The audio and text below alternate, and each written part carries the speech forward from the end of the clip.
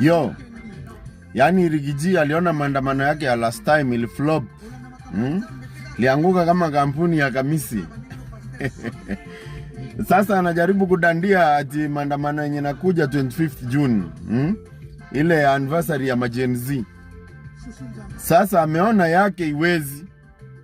So anataka sasa adandie ile ya 25th June hii yenye nakuja next month. Alisema ati in collaboration with the Gen Z anniversary maandamano au tuende kwa barabara kuuliza juu ya bei ya mafuta na bei ya uchumi.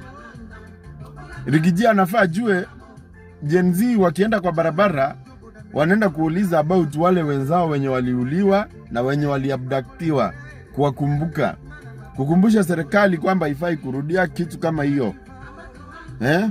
Hawaendi kuuliza serikali juu ya mafuta. Kwa hivyo Rigiji angoje maandamano hiyo ya ukumbusho ya Gen Z, wale waliuliwa na serikali na wenye maybe walikuwa abducted, iishe. Pia yeye kama mwanaume kama opposition leader vile ana feel yeye ndio opposition leader strong, angoje ya 25 iishe, aweke pia yake ya kuuliza juu ya mafuta. Ama aweke yake saa hii ndio kuna shida ya mafuta, sio next month 25th June. Shida mafuta iko saa hii. So aweke maandamano yake saa hii pia yeye tuone what he can do. Tuone what he can be able to pull. Aone kama itaanguka kama hiyo ingine ya last time. Whoever will follow Rigathi Gachagua to the streets is a stupid man. Is an idiot.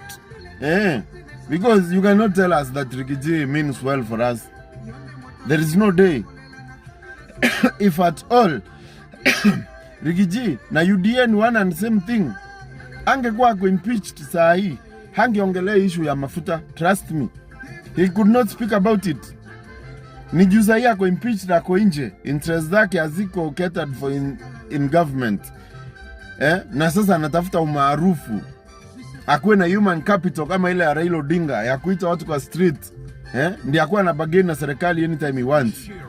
That nonsense is gone. Raila Odinga died na hiyo upuzi kaenda. The only person mwenye angeita maandamano who had a fanatical following was Raila Odinga. Na hakuna mtu saa hii Kenya atakuwa na umaarufu kama huo wa Raila Odinga, including hata wenye wako kwa Linda Mwananchi wote. There is no one, hakuna mtu atakuwa na umaarufu kama wa Raila Odinga bado. So Raila Odinga apumzike, rest in peace pale Bondo. Rigathi Gachagua pia apuli yake, awache